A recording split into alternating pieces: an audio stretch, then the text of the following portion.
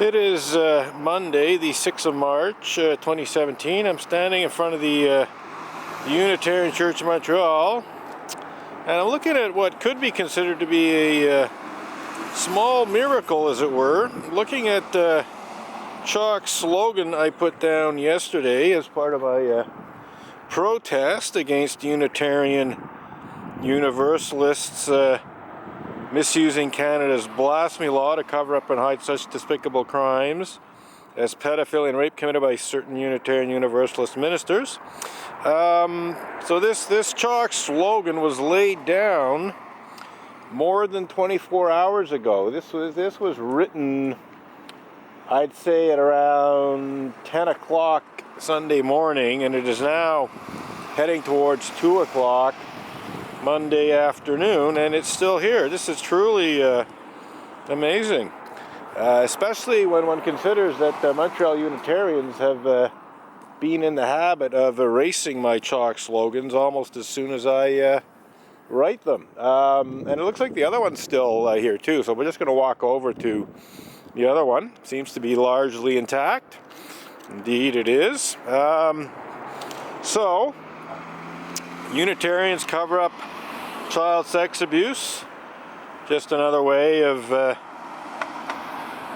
dealing with the fact that Unitarian Universalists, in addition to falsely accusing me of the criminal act of blasphemous libel and legal bullying, that's clearly intended to conceal from the public the fact that certain Unitarian Universalist ministers are in fact guilty of such despicable crimes as pedophilia and rape. The moderator of the Unitarian Universalist Association, Jim Key, who is fully aware of the Unitarian Universalist Association's immoral, unethical, borderline criminal, batshit crazy misuse of blasphemy law to hide pedophilia and rape, is also aware that a certain number of Unitarian Universalist ministers most certainly are guilty of the despicable crime known as pedophilia, to say nothing of rape, or a combination of both.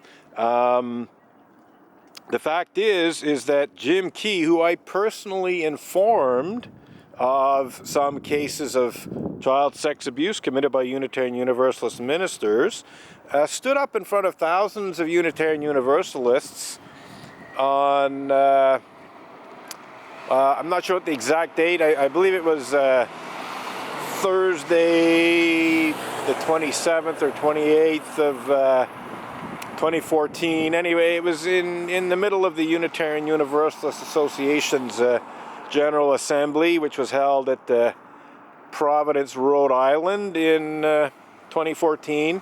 Jim Key delivered his first moderator's report to a Unitarian Universalist Association General Assembly at this GA in Providence. And in the middle of his moderator's report, he inserted what was supposed to be a UUA board apology to victims of Unitarian Universalist clergy sexual misconduct. This was done largely because the first UUA official apology to victims of clergy sexual misconduct had turned out to be not worth the breath it was spoken with. It was made in Nashville at the UUAGA in the year 2000. It was delivered by the now retired Executive Vice President of the Unitarian Universalist Association, Kathleen K. Montgomery. On the surface, it was actually a pretty good apology. In fact, it was a lot better than the apology that Jim Key delivered in 2014 in many ways. At least it didn't contain any outright lies, which is more than can be said about Jim Key's apology. But what happened is the promised, bending towards justice, the promised restorative justice for past victims of clergy sexual misconduct never materialized. And effectively, after a period of some years, the otherwise, on the surface, good apology just turned out to be worthless because the UUA didn't really change its way of dealing with clergy misconduct and so on. It kept trying to hide stuff and protect the ministers and so on. So Jim Key, I think in an effort to put this behind the Unitarian Universalist religious community's history, decided to deliver a second apology. Unfortunately, his second apology was just completely worthless as far as I'm concerned, because it actually contained not only highly misleading statements that denied and minimized the extent and seriousness of clergy sexual misconduct committed by Unitarian Universalist ministers, and minimized the Unitarian Universalist Association's role in effectively, not dealing responsibly with it. He brazenly lied about child sex abuse committed by Unitarian Universalist ministers. The exact words that were inserted in the middle of his apology are the following: "There were no incidents of abuse of children or elders in my investigations."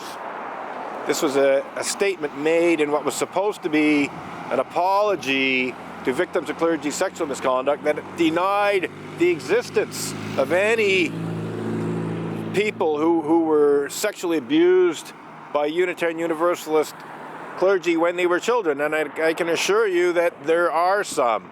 In fact, there's a certain number. I honestly don't know exactly how many. I'm not saying it's a huge epidemic of child sex abuse and pedophilia within the Unitarian Universalist religious community, but there have been several cases where Unitarian Universalist ministers have been charged, tried, and convicted of sexual abuse of children and sentenced to jail terms for their sexual abuse of children. And you can be sure that for every case in which a Unitarian Universalist minister was actually charged, tried, and convicted of such despicable crimes as pedophilia and rape, to borrow a nice phrase from the Unitarian Universalist Association's Canadian attorney, Stikeman Elliott Barristers and Solicitors Litigation Lawyer, Maitre Marc-André Coulombe, you can be sure that for every minister convicted of pedophilia and rape, that there are others who were never charged, never tried, it never went to trial.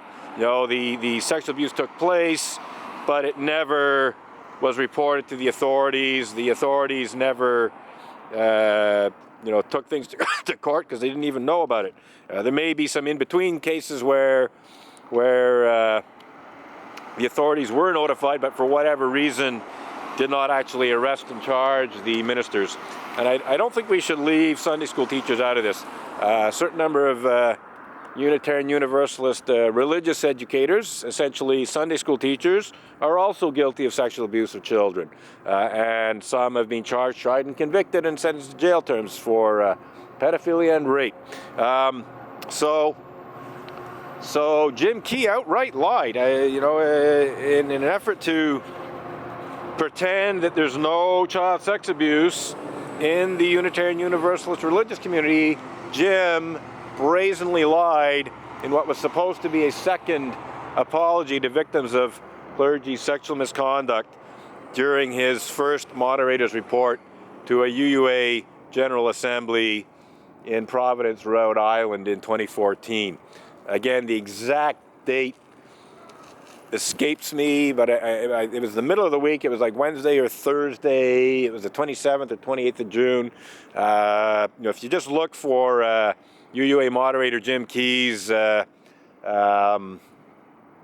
moderator's report, which is available on the internet, and you scroll down to the middle of it, you will find his so-called apology, and you will see that he said exactly what I said he said. And if you go to the Emerson Avenger blog and you look for what I have to say about Jim Key, I have several blog posts which detail not only that brazen bald-faced lie, but a variety of other highly misleading, if not outright false, statements that Jim Key made. So I'm just very happy to see that, here we are, mid-afternoon Monday, and my chalk slogans that I laid down yesterday are very much intact. They've been scuffed by people walking by, but for whatever reason, they have not actually been erased by Montreal Unitarians. They usually, in the past, have come out with buckets of water or a garden hose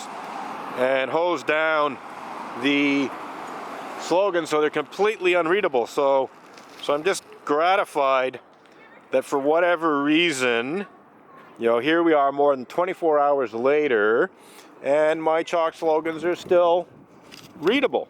So on that note, we're going to wrap up this video, but I had noticed that they were still readable this morning. I went by on the bus, and as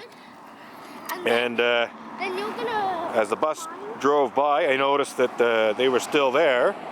So, I had things to do. I was busy with other things, but, on my way back home, I thought, well, let's have a look, see if they're still there, or see if they maybe were erased, and, sure enough, here they were. So, again, well, maybe we'll wrap up with just another look at the Unitarian Church of Montreal's mission statement. I love how it's totally devoid of any moral and ethical content. It's looks all very nice on the surface. Our spiritual community welcomes, nurtures, inspires, challenges. Together we take action in the world. Sounds all very nice, doesn't it? But, as I said, there's zero, repeat, zero moral and ethical content there. What exactly does the spiritual community known as the Unitarian Church of Montreal welcome?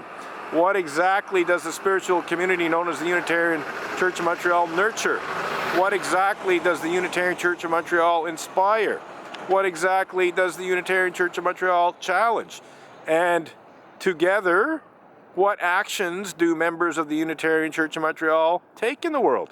Well, amongst the actions that Montreal Unitarians take in the world is erasing my chalk slogans that protest against the Unitarian Universalist misuse of blasphemy law to cover up and hide such despicable crimes as pedophilia and rape.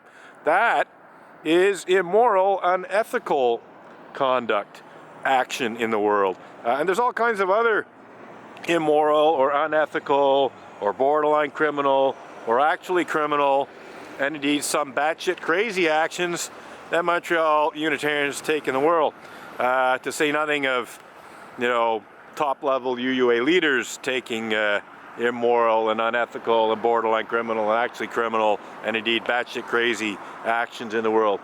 And certainly erasing my chalk slogans is an action in the world that is open to considerable question when it comes to morals and ethics.